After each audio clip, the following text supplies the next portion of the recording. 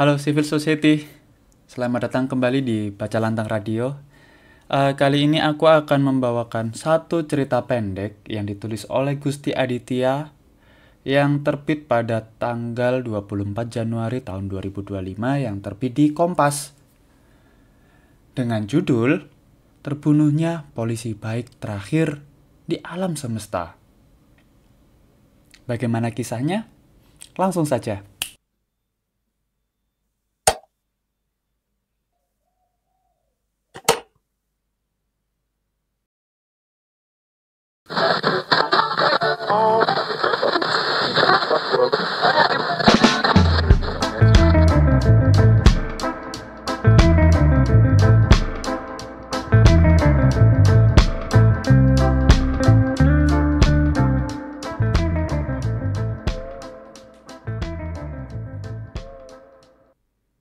Terbunuhnya polisi baik terakhir di alam semesta. Oh Tuhan, bahkan si pembunuh itu terus-terusan tersenyum. Tak ada tanda kekecewaan dari air mukanya. Senyum itu memperlihatkan gigi-giginya yang bersih dan tertata rapi. Tangannya memang diborgol, namun aku masih saja menggigil tiap melihat wajahnya. Ketika berbicara, suaranya yang dingin itu seakan tengah merapalkan mantra. Begini katanya, dendam. Ketika kata dendam ia katakan, seakan kata itu memantul-mantul di ruangan sempit yang hanya berisi diriku dan Sulistyo, nama si pembunuh itu. Di balik sana, di balik kaca gelap itu, belasan polisi tengah mengamati kami. Aku tak tahu mengapa polisi-polisi itu antusias mendengar keterangan pembunuh yang satu ini. Berapa banyak polisi bodoh yang ada di balik kaca gelap itu? Tanya Sulistyo padaku, seakan tahu apa yang barusan kupikirkan. Aku hanya diam dan tak menjawab. Ia tersenyum padaku. Pasti banyak ya? Tiba-tiba bulu kuduku meremang. Sebagai seorang psikolog, aku tidak menemukan banyak masalah dalam diri Sulistyo. Bahkan, dari apa yang ia jawab dan berikan kesaksian, tak ada sedikit pun tanda-tanda bahwa ia mengidap sebuah gangguan kejiwaan. Bahkan ketika ia mulai menyadari bahwa aku bukan seorang polisi, melainkan psikolog, ia berkata bahwa ia bukan orang gila. Ia mempersilahkan diriku memberikan keterangan kepada polisian agar ia dihukum sebagaimana mestinya. Kau harus bercerita kepadaku, dendam apa yang kau simpan pada polisi itu, kata aku padanya. Dengan senang hati, aku akan bercerita padamu, katanya. Ia mengambil jeda seketika ruangan hanya diisi oleh kesunyian.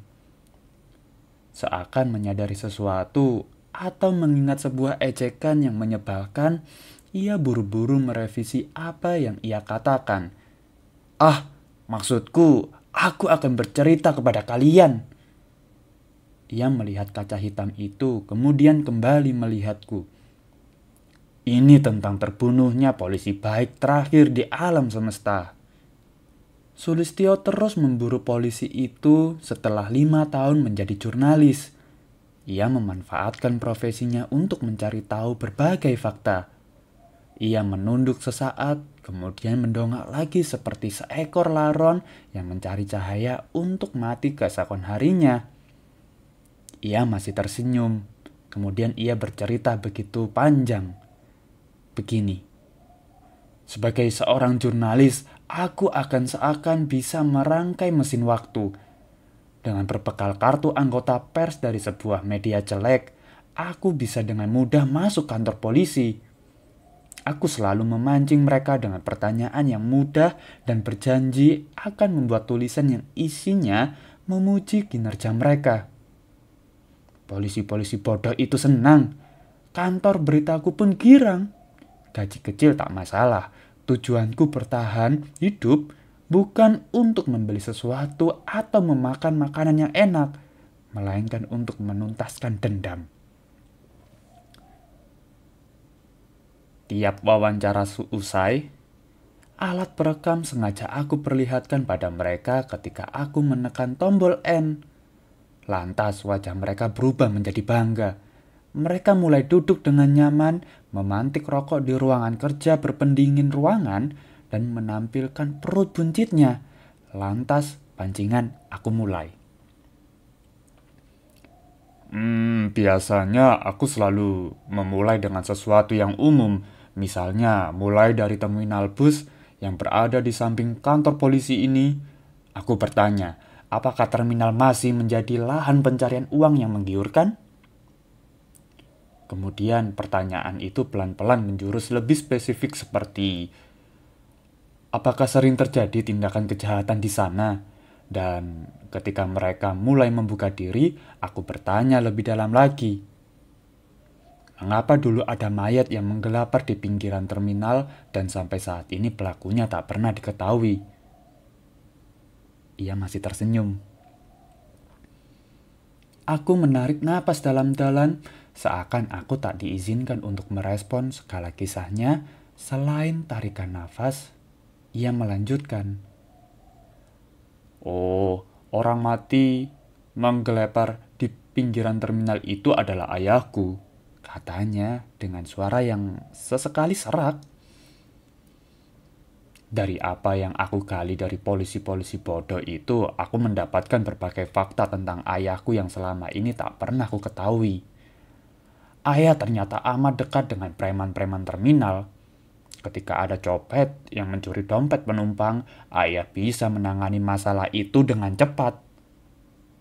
Penumpang yang kecopetan tak perlu melakukan prosedur berlapis dan rumit di kantor polisi. Ayah juga pandai menempatkan diri. Ia bisa menengahi para preman, calo, porter, pengayuh becak, andong, dengan pihak kepolisian. Orang-orang memanggil ayah dengan sebutan Pak Sersan. Seakan ayah adalah orang berpangkat tinggi karena bisa membuat terminal menjadi kondusif. Padahal lambat aku sadari pangkat ayah hanyalah aib tuh.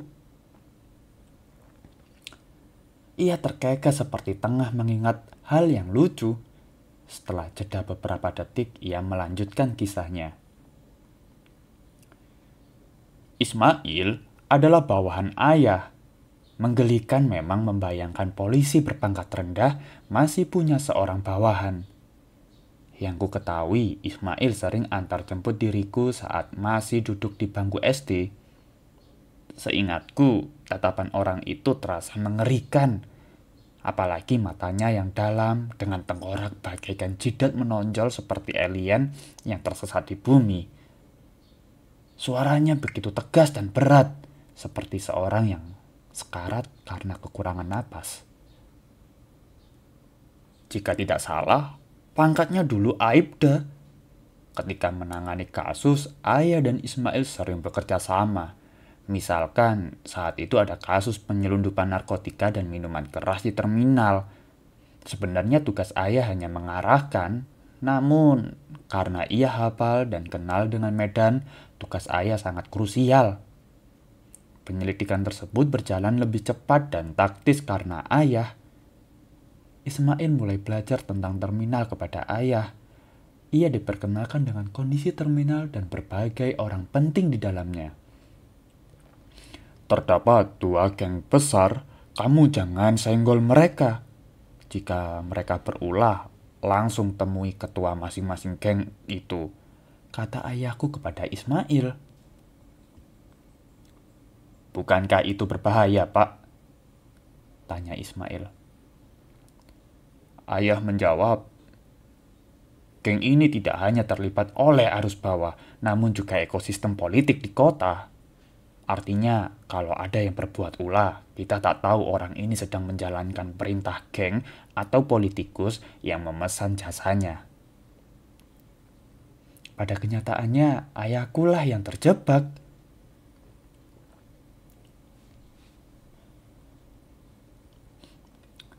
Saat itu di terminal muncul armada bus yang membutuhkan pertolongan ayah. Sebab preman-preman yang masuk dalam geng kota yang selama ini membantu mengurus keamanan armada itu justru terlibat kerjasama secara kotor dengan para copet.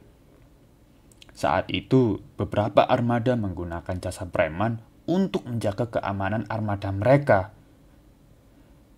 Kami ingin Bapak menjaga armada kami, semacam pengawalan. Hanya dari kota ini sampai kota sebelah, kata si pemilik armada. Pemilik armada British Tionghoa itu memang sudah lama tahu ayah. Menggunakan jasa polisi sebagai keamanan armada, baru itu ide tersebut terpikirkan. Tentu hal ini memunculkan gonjang-ganjing di dunia bawah tanah kota. Bos-bos preman mulai gerah.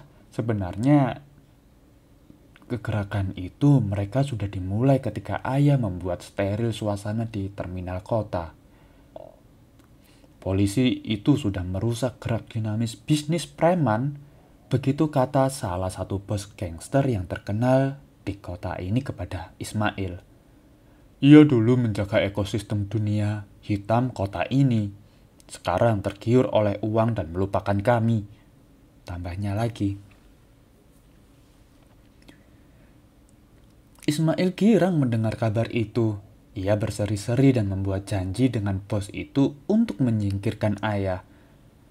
Namun dengan sebuah jaminan, hotel-hotel dan lahan parkir di sekitar terminal usai ayah tewas harus diberikan kepadanya. Kesepakatan itu terjadi. Dan seperti yang kau tahu, ayahku menggelepar di pinggiran terminal.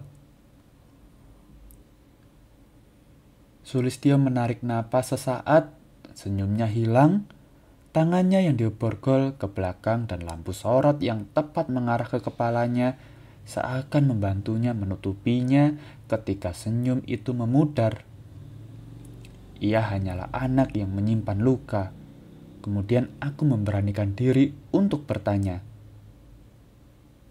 Ayahmu dibunuh ketika kau SD kan?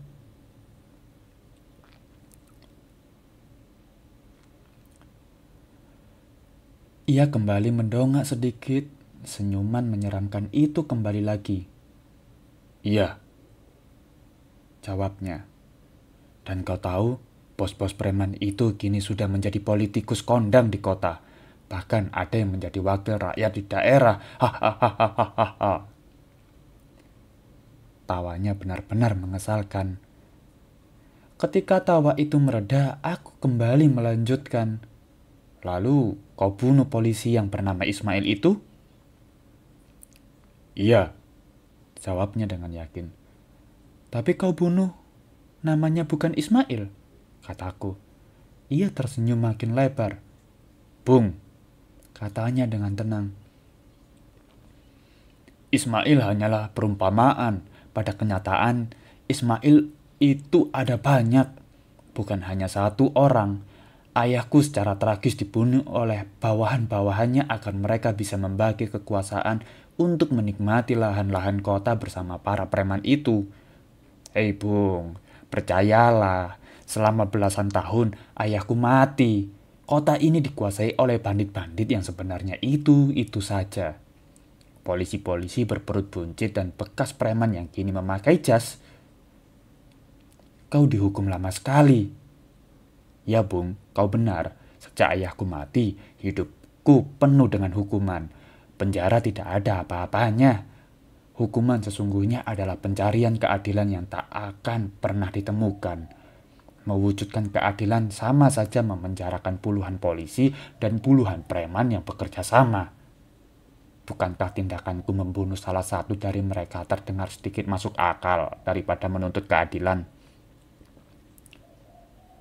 Aku menelan ludah.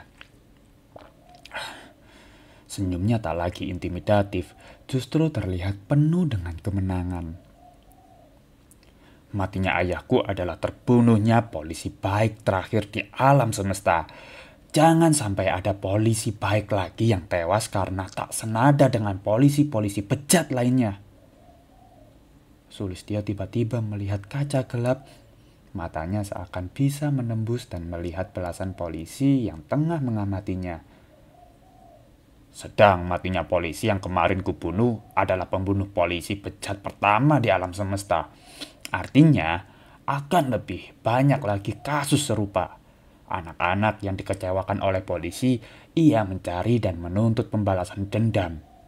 Keadilan yang rumpang dan tuntutan yang terabaikan karena kebejatan dan korupnya polisi-polisi yang harusnya melindungi kami. Paris, Januari 2025. Demikian cerpen yang ditulis oleh Gusti Aditya yang sangat menggambarkan hari ini cukup problematik dan cukup kompleks, bahwa kepolisian hari ini telah digambarkan oleh Gusti Aditya melalui cerita pendeknya yang berjudul Terbunuhnya Polisi Baik Terakhir di Alam Semesta. Demikian Baca Lantang Radio. Sampai jumpa.